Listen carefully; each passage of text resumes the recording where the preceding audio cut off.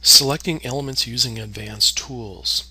Other than the basic methods that we discussed on selecting individual elements, we can use some more advanced tools, and they're found down in the status bar. So down here is the status bar down at the bottom, and so we go to modify, and we can come down, and the first tool that we can get is select links. And by the way, we can also go and hit the down arrow, and we can make sure that they're turned on. So we can come down here and we go to select links, and what select links will allow us to do, if we come over here to the help screen, is it will allow us to select a linked model. A linked model is typically when we have multiple Revit models put together, and for example we might have these 4 buildings linked together on one campus, and so these would be linked models. They all communicate to each one of the separate Revit files, communicate to make a linked model.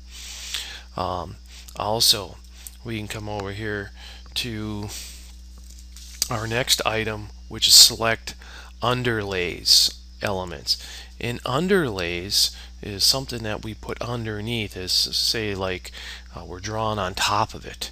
And to take a look at the underlays, let's go here.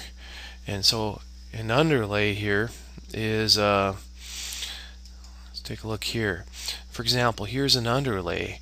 Maybe we want to draw our second floor on top of our first floor, and we use our first floor as an underlay to see exactly how big the rooms are and where all the walls are. So when we build our second floor, we're building walls right over top of another wall, for example, so things stack up.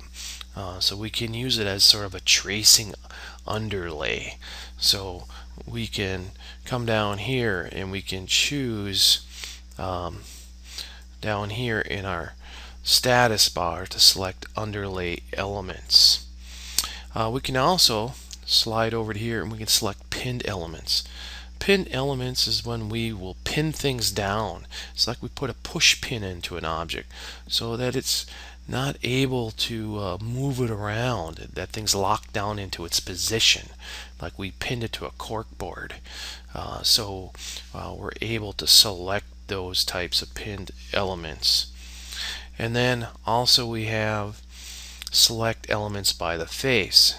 In this, we can select elements by the face is we can select it on the face of the wall instead of selecting it on its edge, such as the edge of the wall or the top of the wall or the sides of the wall. We can grab it right on the surface of the face of the wall, and that'll allow us to grab it right in the middle of the wall or grab it right in the middle of the floor, for example.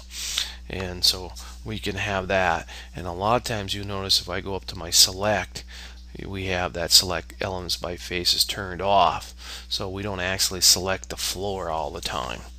Is a good example of that. So we can use using our modify, and then coming down to our status bar, we can select elements using these advanced tools down here.